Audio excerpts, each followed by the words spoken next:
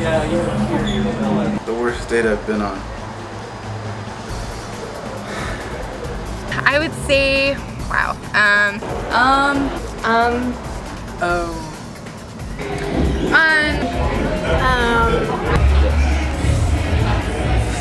You can learn a lot on a first date, and then just good conversation tells you, will there be a second date?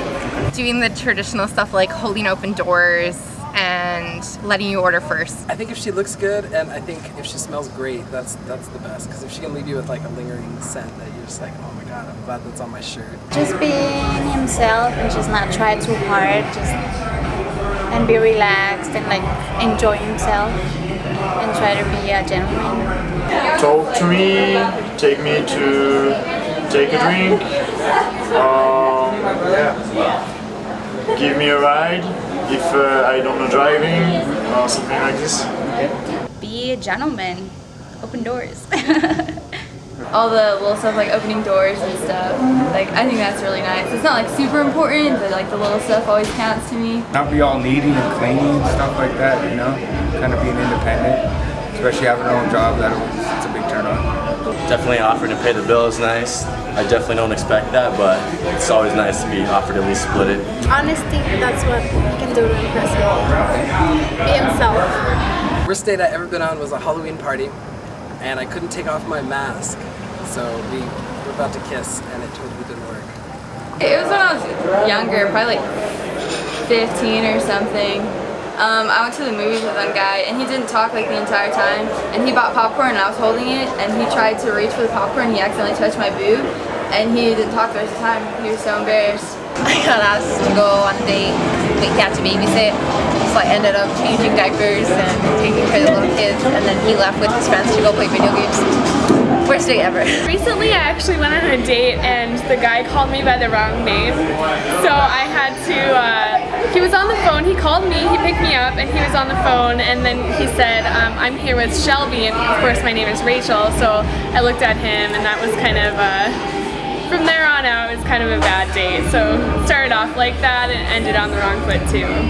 I was set up with someone, I was set up with this guy who was really, really, really quiet, and I tried so hard to talk to him, but he wouldn't reciprocate. You know, hey, you win some, you lose some.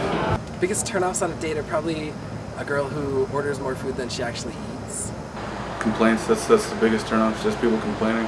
Nobody likes a whiner, and you definitely don't want to go on a first date with a whiner. Definitely anytime a girl is pulling out her cell phone. Guys who like try to show that they're like really dominant doesn't do anything for me. When a guy like talks about himself and everything he's done, just him and him and him, and isn't trying to get to know me at all, it's just a turn off. Boy, the last thing I want to hear about is the last guy I'm trying to replace. And then it happens a lot. We just can't really find anything to talk about. That's a big turn off, if they smell weird. Don't be checking out other girls, even if they're really, really hot. Just, yeah, you can look, but just don't look like you've never seen a girl in your life. Lying about their lives when they're not, just be honest and just who you are. I mean, if they're gonna like you, they're gonna like you for who you are, not for your pretending to be.